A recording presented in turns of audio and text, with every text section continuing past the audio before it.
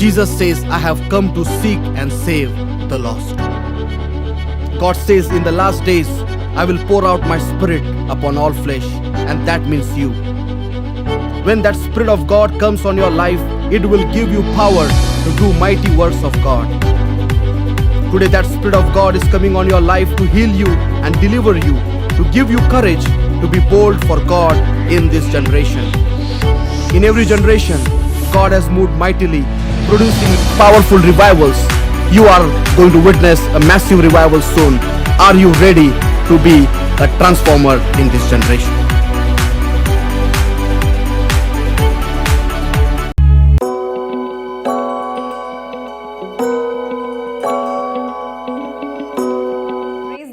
स्वागत है आज सभी का। और मुझे पूरा भरोसा है कि आज जब हम परमेश्वर का वचन सुनने वाले हैं, उसके वचन की रोटी को तोड़ने वाले हैं, हम लोग आज तृप्त होने वाले हैं। तो आइए हम पढ़ेंगे पहले पत्रस का 5वां अध्याय और 10वां वचन।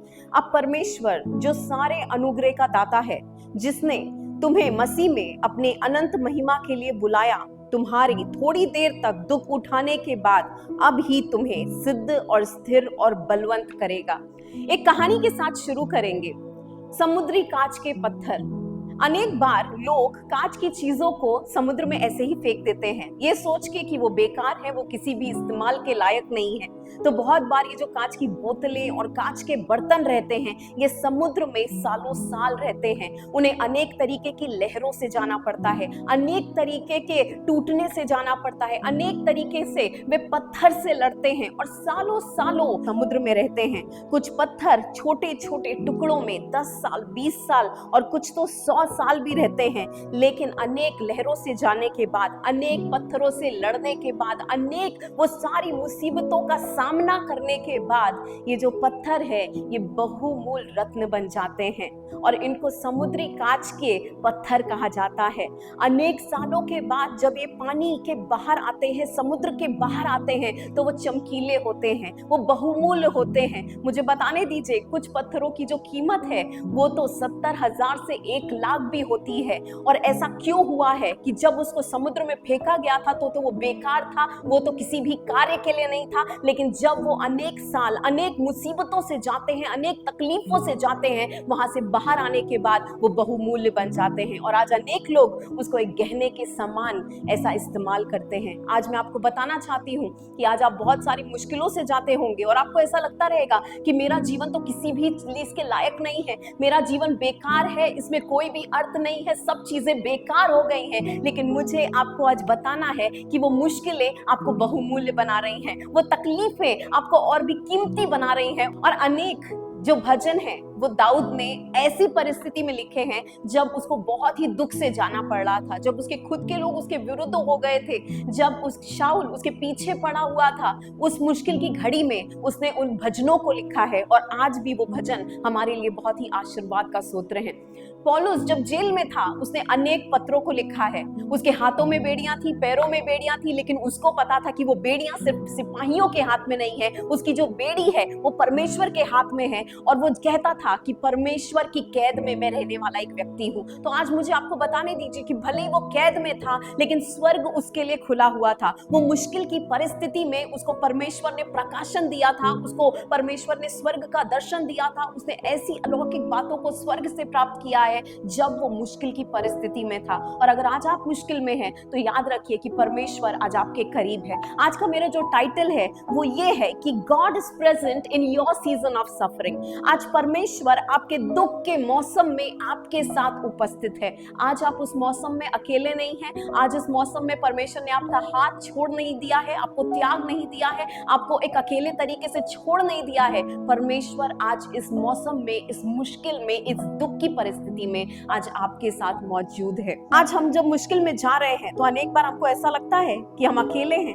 अनेक बार ऐसी चीजें हमारे जीवन में होती हैं जिसकी हमने योजना नहीं की थी। अनेक बार ऐसी बातें हमारे सामने नहीं है जिनके लिए हम तैयार नहीं होते हैं और इस समय में हम बहुत ही निराश हो जाते हैं। हमें ऐसा लगता है कि मेरे लिए तो कुछ भविष्य नहीं है, मेरे लिए तो कुछ बचा ही नहीं है। और मुश्किल समय में हम वहां पर रहना हमारे लिए बहुत ही ज्यादा तकलीफ भरा हो जाता है। वो समय हमारे लिए चौंकाने वाला होता है क्योंकि हम उन चीजों के लिए तैयार नहीं होते हैं।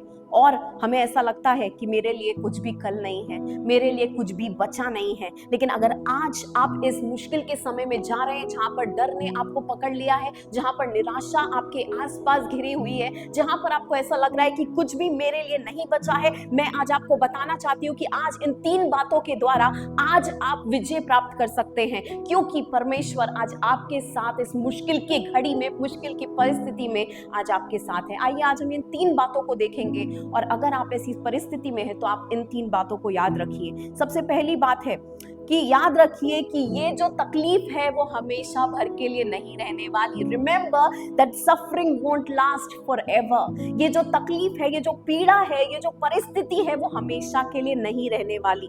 अगर हम देखें तो ये जो वचन हमने पढ़ा है, पतरस बोल रहा है, और पतरस एक ऐसा व्यक्ति था जिसके जीवन में भी वो अनेक बार मौसमों से गया है जो दुख भरे मौसम थे। यहाँ पर कुछ अगर ट्रांसलेशन या भाषांतरों को देखा जाए तो वहां पर बोला है कि जब तुम थोड़े समय के लिए मुश्किल से जाओगे। यहाँ पर बताया गया है, पतरस इस बात के ऊपर गौर कर रहा है, जोर डाल रहा है कि ये जो तकलीफ का, दुख का जो समय है वो थोड़ा समय है। प्रेज गॉड, ये जो समय है वो थोड़ा सा समय है। और यहाँ पर पतरस ये भी कह रहा है कि ये जो समय है वो खत्म होगा, हमारे जीवन से ये खत्म हो जाएगा, और उसके बाद परमेश्वर ने हमारे लिए कुछ तो तैयार करके रखा है। अगर यहाँ पर तकलीफ के लिए या मुश्किल के लिए अगर हम एक ग्रीक शब्द देखें तो उसको बोला गया है फस्को, जिसका मतलब होता है तकलीफ से जाना, एक भारी तरीके की भावना हमारे ऊपर आ जाना, या हम पूरी तरीके से दबाव में हम अपने आप को महसूस करते हैं, वो उस समय को बताता है। ये पुस्तक एक ऐसे प्रेरित के द्वारा लिखी गई है जो खुद तकलीफ से भागना चाहता था। उसने यीशु को 3 बार नकारा है। वो एक ऐसा व्यक्ति था जो चाहता था कि उसके जीवन में कभी भी तकलीफ ना आए, कोई भी परेशानी ना आए, वो बचा रहे। एक ऐसा व्यक्ति इस पुस्तक को लिख रहा है। अगर हम देखें तो सबोपदेशक के 3 अध्याय के 1 से 8 वचन में हमें पता चलता है कि हर एक चीज का समय है, काल है। रोने का समय है, हंसने का समय है, जीने का समय है, मरने का समय है। हर एक चीज का समय जो है वो नियुक्त करके रखा गया है, और ये हमें एक भरोसा देता है कि अगर परमेश्वर ने मेरे लिए हर एक समय नियुक्त किया है तो मेरी पीड़ा का, दुख का समय भी उसके द्वारा नियुक्त किया गया है। वो मैं जितना सह सकती हूँ, सह सकता हूँ, उससे ज्यादा वो मुझे उस परीक्षा के समय में रहने नहीं देगा, वो मुझे बाहर निकालने वाला है। इस दुनिया में 4 तरीके के मौसम रहते हैं, और हर एक मौसम जो है उसकी एक खासियत है कि हर एक मौसम के लिए कुछ ना कुछ चीज चाहिए रहती है। अगर बारिश का समय है तो हमारे पास एक छाता रहना जरूरी है। सर्दी में अगर हम चाहें तो हमारे पास गर्म कपड़े होना जरूरी है। तो आज उसी तरीके से आज जिस मौसम में आप जा रहे हैं, उस मौसम में लगने वाली जो चीजें हैं वो आपके पास होना जरूरी है। और जैसे कि हम शुरुआत से देख रहे हैं कि आप जिस मौसम में जा रहे हैं उस मौसम में परमेश्वर आपके साथ है, तो जो आपको ताकत लगने वाली है, जो आपको क्षमता लगने वाली है, जो हिम्मत, जो धाड़स, जो बातें आज आपको चाहिए, वो स्वर्ग से परमेश्वर आपको देने वाला है। आज आप उस मुश्किल में, उस परिस्थिति में आप दबाव में नहीं रहने वाले, लेकिन परमेश्वर के महान हाथों के द्वारा वो आपको बाहर निकालेगा। उस मौसम में लगने वाली हर एक चीज वो स्वर्गीय तरीके से आपको वो देने वाला है, और उससे आपको वो बाहर निकालने वाला है। यहाँ पर अगर हम दूसरा भाग देखें तो वहां पर उस वचन में बोला गया है कि उसने हमको ये सारी चीजों के लिए क्या किया है, हमारे लिए एक अनंत काल की महिमा है। हमारे लिए एक अनंत काल की महिमा को उसने तैयार किया है ना। परमेश्वर ने हमें बुलाया है, कुछ लोगों को बुलाया है ताकि वो एक वर्शिप लीडर रह सके, कुछ लोगों को बुलाया है ताकि वो पास्टर्स बन सके, कुछ अगुवा बन सके, कुछ कलीसिया को चला सके, कुछ सेवकाई को चला सके, कुछ भविष्यवक्ता बन सके।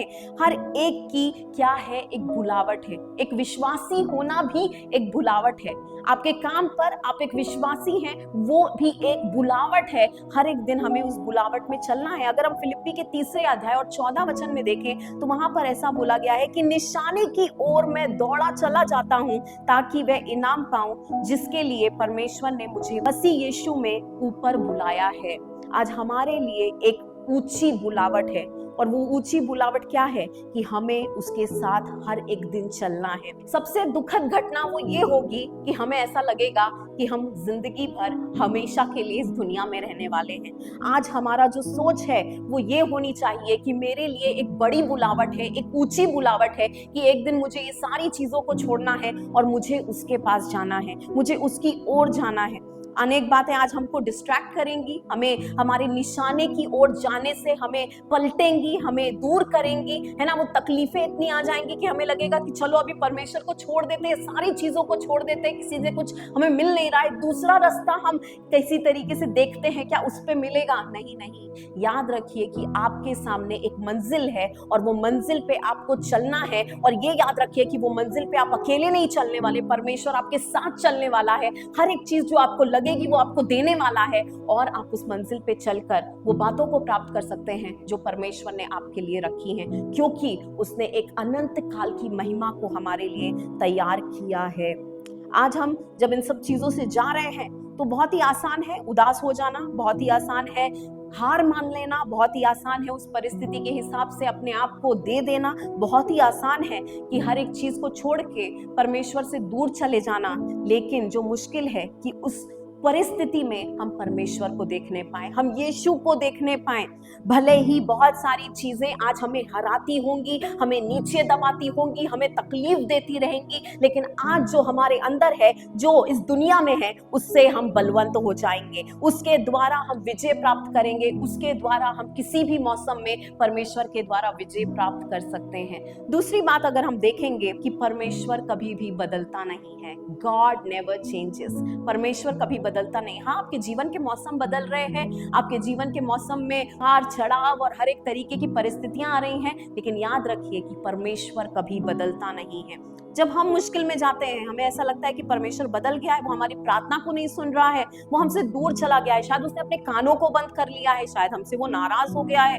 हजार ऐसे प्रश्न हमारे जहन में उत्पन्न होते हैं कि क्यों आखिर परमेश्वर मुझे ये सारी चीजों से जाने दे रहा है, क्यों आखिर परमेश्वर ये सारी चीजों को रोक नहीं पा रहा। लेकिन आज हमको इस चीज को याद रखना है कि भले ही मैं मुश्किल में हूँ, तकलीफ में हूँ, दुख भरे समय में हूँ, मेरा परमेश्वर बदला नहीं है। वो कल आज युगानुयुग एक समान है। और दो चरित्र जो मैं आज आपको परमेश्वर के बारे में बताना चाहती हूँ वो ये है कि वो शांति का परमेश्वर है और वो कृपा का परमेश्वर है। वो शांति जो हमारी सोच और समझ से परे है, वो शांति हमको देने के लिए वो सामर्थी है, और उसकी कृपा जब हम लायक नहीं है वो हमें देने के लिए सामर्थी है। पतरस कहता है कृपा का परमेश्वर, यहाँ पर कृपा का परमेश्वर बोला गया है। पतरस ने बार बार यीशु मसीह को कृपा का परमेश्वर बोला है। और ये जो शब्द है कृपा, उसका शब्द हमको मालूम है, कैरिस शब्द इस्तेमाल हुआ है ग्रीक में, और इसका मतलब क्या होता है? इसका मतलब बहुत ही सुंदर मतलब है, बहुत सी सारे अलग अलग मतलब है, लेकिन एक मतलब जो आज मैं आपको बताना चाहती हूँ वो ये है कि परमेश्वर स्वर्ग से झुकता है और झुक के हमारे सामने हमें देखता है, और जो हमें चाहिए उस परिस्थिति के लिए, उस समय के लिए, वो हमें देता है। God leans down, परमेश्वर झुकता है। आज आपकी परिस्थिति में आप झुके हुए हैं, लेकिन आज परमेश्वर भी आपकी तरफ झुक रहा है ताकि आप नीचे उस परिस्थिति में बैठे ना रहे, आप पूरी तरीके से अपने आप को हर एक चीज को खत्म ना कर दे, लेकिन परमेश्वर झुक रहा है ताकि वो आपको ऊंचा कर सके, ताकि वो आपको खड़ा कर सके। पौलुस यहाँ पर एक विनंती करता है। पौलुस एक ऐसा व्यक्ति जिसके जीवन में अद्भुत कार्य हुए, मरे हुए लोग जिंदा हो गए, उसके रुमाल से लोग छंगे हो गए, उसको जेल में जाना पड़ा, वो अनेक राजाओं के सामने खड़ा हुआ, अनेक ऐसे लोगों के सामने खड़ा हुआ, अलौकिक बातें उसके जीवन से हुई। लेकिन वो ऐसा कहता है कि परमेश्वर तूने मेरी एक प्रार्थना की विनंती नहीं सुनी है, तूने मेरा एक प्रार्थना का उत्तर नहीं दिया है। यहाँ पर एक ऐसा व्यक्ति है जिसने स्वर्ग के दर्शन को देखा है, जिसने परमेश्वर को देखा, अंधा हो गया, परमेश्वर के प्रकाशन को जानने वाला, स्वर्ग की बातों को जानने वाला। वो एक ऐसा व्यक्ति कह रहा है कि मेरी भी एक प्रार्थना है परमेश्वर जो तूने नहीं सुनी है। और यहाँ पर वो बोलता है, अगर हम दूसरे कोरिन्थ में देखें 12 अध्याय में 8 से 9 वचन में, वो भी तकलीफ से जा रहा था, मुश्किल से जा रहा था, और उसको भी ऐसा लग रहा था कि परमेश्वर तूने मुझे छोड़ दिया है क्या। लेकिन वो ऐसा कहता है कि 3 बार परमेश्वर मैंने तुझसे विनंती की है, लेकिन तूने क्या कहा है कि मेरी कृपा तेरे लिए काफी है। आज उसकी कृपा हमारे लिए काफी है। आज उसकी कृपा हमें हर एक उस जगह से बाहर निकाल के लाने वाली है जो चीजें हमको बांध के रखना चाहती है, जो चीजें हमको बर्बाद करना चाहती है, जो चीजें एक बुरी योजना से हमको लोगों के द्वारा आई है, मनुष्य के द्वारा आई है, शैतान के द्वारा आई है, अनेक परिस्थितियों के द्वारा आई है। आज उसकी कृपा हमारे लिए काफी है हमें उन जगहों से बाहर निकालने के लिए और उसके द्वारा विजय जीवन जीने के लिए। पौलुस यहाँ पर विनंती कर रहा था कि कांटा जो उसके जीवन में कांटा है वो निकाल दिया जाए। बहुत सारे जो स्कॉलर्स हैं वो ऐसा कहते हैं कि शायद उसके जीवन में एक शारीरिक बीमारी होगी, बहुत सारे लोग कहते हैं कि कुछ और तरीके की तकलीफ रहेगी, लेकिन जो भी तकलीफ रहेगी यहाँ पर परमेश्वर कहता है कि मेरी कृपा तुम्हारे लिए काफी है। और उस कृपा के द्वारा हम देख सकते हैं वो अनेक चुनौतियों से गया, अनेक संघर्षों से गया, लेकिन अंत में वो कहता है कि मैं जो हूं मैं वो हूं परमेश्वर की कृपा के द्वारा हूं। अंत तक वो सेवकाई करता रहा, अंत तक वो अनेक लोगों के लिए आशीष का कारण बनता रहा। अंत तक अगर हम देखें तो एशिया में अनेक जगहों पर जाकर उसने कलीसिया शुरू की है। आज हमारे जीवन में दुख होगा लेकिन परमेश्वर हमको इस्तेमाल करता रहेगा। वो दुख हमको रोकेगा नहीं परमेश्वर द्वारा इस्तेमाल होने के लिए, वो दुख रोकेगा नहीं हमको दूसरों के जीवन में आशीष बनने के लिए। आज हम दुख के समय में रहेंगे लेकिन याद रखो कि उसकी कृपा आपको वहां से बाहर लेकर आने वाली है। उसकी अच्छाई, उसका सामर्थ्य, उसकी भलाई, उसकी ताकत आपके लिए, आपकी मुश्किल में, आपकी कमजोरी में आपका बल बनने वाली है। दूसरी यहाँ पर चीज हम देख सकते हैं, दूसरा जो परमेश्वर का चरित्र है वो है कि वो शांति का परमेश्वर है, वो शांति देने वाला परमेश्वर है। और यहाँ पर ये जो ऐसी शांति है जो हमारी सोच और समझ और विचारों से क्या है, परे है। हम अगर देखें तो वो जो शांति है ना वो एक सुरक्षा का कवच है कि अनेक बार जब शत्रु हमारे मन में अनेक गलत विचारों को लेकर आता है, मानो तो एक तरीके से बुर्ज बना देता है, अनेक तकलीफों को लेकर आता है, उसकी जो शांति है वो एक ऐसी चीज है जो हमारे लिए एक दरवाजे पे खड़ी हो जाती है, हमारे दिल के दरवाजे पे, हमारे मन के दरवाजे पे, और उन चीजों को आने के लिए रोकती है, उन चीजों को हमारे जीवन में असर करने के लिए रोकती है, हमारी वो सुरक्षा करती है। और आज हर एक दरवाजा जो आज आपको टॉर्मेंट कर रहा है, आज हर एक चीज, हर एक भावना जो आज आपको नीचे कर रही है, वो यीशु के नाम में आज निकल जाने पाए। आज वो परमेश्वर की जो शांति है, वो जो आपके सोच और समझ से परे है, वो आज आपके जीवन में परमेश्वर आपको आज उससे आशीष देने पाए, आज वो हमारी सुरक्षा करने पाए। परमेश्वर हमें शांति देने वाला परमेश्वर है। पनडुब्बी जो है वो पानी की गहराई में लेकर जाया जाता है और अनेक बार उसको पानी की गहराई में लेकर जाने के बाद उसको जांचा जाता है, उसको देखा जाता है कि वो अच्छे तरीके से कार्य कर रही होती है कि नहीं। तो एक बार ऐसे ही पनडुब्बी को पानी की गहराई में लेकर जाया गया और अगले दिन जब वो बंदरगाह के पास पहुंची है, वो समुद्र के ऊपर आई है, तो वहां पर एक कैप्टन था, वे पूछने लगा, रात को बहुत ही बड़ा तूफान आया था, तुमको वो तूफान महसूस हुआ कि नहीं? तो वो व्यक्ति जो पनडुब्बी के अंदर था उसने बोला आश्चर्य से, मुझे तो पता भी नहीं कि तूफान आया था, मुझे तो मालूम भी नहीं कि तूफान आया था। तो वो व्यक्ति बहुत ही अचंभित हो गया और कहने लगा कि जब वो पानी की गहराई में था तो जो पानी के ऊपर की लहरें रहती है वहां पर तूफान आता है, लेकिन पानी की गहराई में शांति रहती है। पानी की गहराई में वो चीजें जो तूफान है उसका असर नहीं पहुंचता। वो पूरी तरीके से एक ऐसा पानी का बिस्तर रहता है जहां पर शांति रहती है, जहां पर कोई भी चीज उसके ऊपर असर नहीं कर सकती। आज उसी तरीके से आज अगर हम ऊपर जीवन जी रहे हैं तो हमें हर एक तूफान महसूस होगा।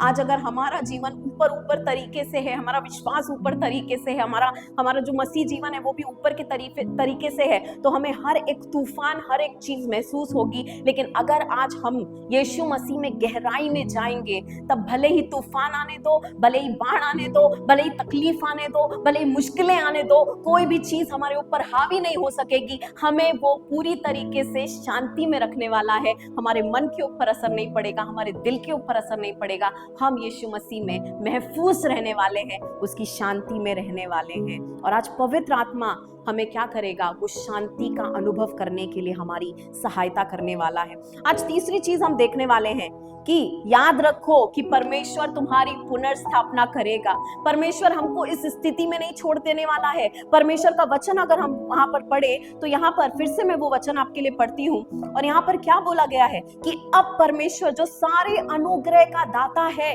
जिसने तुम्हें मसीह में अपने अनंत महिमा के लिए बुलाया, तुम्हारे थोड़ी देर तक दुख उठाने के बाद आप ही तुम्हें सिद्ध करेगा, स्थिर करेगा, बलवंत करेगा। परमेश्वर कहता है कि तुम मुश्किल के समय से जाओगे, तकलीफ से जाओगे, दुख से जाओगे, लेकिन उससे बाहर आने के बाद याद रखो कि मैंने तुम्हारे लिए योजना बनाई है कि तुम्हें मैं सिद्ध करने वाला हूँ, तुम्हें मैं स्थिर करने वाला हूँ, तुम्हें मैं बलवंत करने वाला हूँ। और ये परमेश्वर का वादा है कि हर एक मुश्किल से जब हम जाएंगे तब परमेश्वर हमको सिद्ध करेगा, स्थिर करेगा और बलवंत करेगा। आज हमारी मुश्किलें हमें हिलाएंगी, आज हमारी मुश्किलें हमको तोड़ देंगी, शायद हमको पूरी तरीके से असामर्थी बना देंगी, लेकिन यहाँ पर परमेश्वर का वादा है कि मैं तुम्हें पुनर्स्थापित करने वाला हूँ, मैं तुमको वापस पूरी तरीके से तुम्हारे चरित्र पे काम करने वाला हूँ, मैं तुमको ताकत देने वाला हूँ, मैं तुमको हिम्मत देने वाला हूँ, तुम्हारी कमजोरी में मैं तुम्हारी सहायता करने वाला हूँ। दाऊद कहता है कि मेरे परमेश्वर ने मेरे पैरों को उस चट्टान पे खड़ा किया है। आज आप जहां पर भी रहेंगे वहां पर रहेंगे, लेकिन जब परमेश्वर आपको उस दुख की परिस्थिति से बाहर निकाल के लाने वाला है, जब वो समय आपके जीवन में खत्म होने वाला है, याद रखो कि परमेश्वर आपको स्थिर करेगा, आपके पैरों को वो चट्टान पे खड़ा करेगा, आपको वो पुनर्स्थापित करेगा। आज परमेश्वर आपको उन चीजों से बाहर निकाल के लाने वाला है। आज मैं आपको बताना चाहती हूँ कि अनेक बार हमारी प्रार्थनाओं का उत्तर हमें जैसा चाहिए वैसा नहीं मिलेगा, लेकिन जो स्वर्ग में परमेश्वर ने जो हमारे लिए उत्तम है, जो हमारे लिए अच्छा है, वो उत्तर परमेश्वर हमको देने वाला है। आज मुझे बताने दो कि हर एक प्रार्थना जो आप कर रहे हो वो एक सामर्थी, एक तरीके से हथियार है शैतान के विरुद्ध। हर एक योजनाएं जो आपके विरुद्ध बनाई गई है वो एक हथियार के जैसा है, और परमेश्वर आपकी हर एक प्रार्थना को सुन रहा है और वो हर एक प्रार्थना का उसके अनुसार वो उत्तर देने वाला है। आज परमेश्वर आपको पुनर्स्थापित करेगा, आज परमेश्वर आपको उस दुख की बातों से बाहर निकालने वाला है। याद रखिए कि वो जो दुख है वो थोड़े पल के लिए है। याद रखिए कि परमेश्वर बदला नहीं है, और याद रखिए कि परमेश्वर आपको जरूर पुनर्स्थापित करेगा। आइए मैं इस समय आपके लिए प्रार्थना करना चाहती हूँ। स्वर्गीय पिता यीशु मसीह के नाम में परमेश्वर आज इस समय के लिए हम आपको धन्यवाद करते हैं। आज हर एक को परमेश्वर आप आशीर्वादित कीजिए। आज जो भी परमेश्वर इस वचन को सुन रहे हैं, हर एक के ऊपर परमेश्वर आपका महान और सामर्थी हाथ आने पाए। जिन बातों के बारे में परमेश्वर आज हमने बात की है कि आप कृपा के परमेश्वर हैं, आप परमेश्वर शांति के परमेश्वर हैं, आप हमारा समय बदलने वाले परमेश्वर हैं, आप पुनर्स्थापित ना करने वाले परमेश्वर हैं। आज हम प्रार्थना करते हैं कि हर एक को वो बातों का अनुभव होने पाए। आज हर एक परमेश्वर मनुष्य की योजनाएं, परमेश्वर शत्रु की योजनाएं जो आज परमेश्वर आपके लोगों के विरुद्ध बनाई गई हैं, आज यीशु के नाम में हम कैंसिल करते हैं। आज परमेश्वर अगर उनके शरीर में कोई बीमारी रहेगी तो यीशु आज आपके सामर्थ्य के द्वारा, आज आपके परमेश्वर बहुमूल्य लहू के द्वारा आज आप उनको चंगा कर दीजिए। आज आपकी चंगाई उनके शरीर में कार्य करने पाए। हर एक परमेश्वर बातों से आज आप उनको बाहर लेकर आइए। आज इस दुख के समय में उनको परमेश्वर आप सांत्वना दीजिए, उनको धाड़स दीजिए, उनको ताकत दीजिए कि परमेश्वर आप इस समय में उनके साथ हैं। परमेश्वर हम आपको सारा गौरव, सारा महिमा, सारा आदर और सारा सम्मान देते हैं कि आप परमेश्वर आपने ये समय को आशीर्वादित किया। हर एक को हम आपके नाम में आशीर्वादित करते हैं। प्रार्थना यीशु मसीह के नाम में हम करते हैं, आमीन।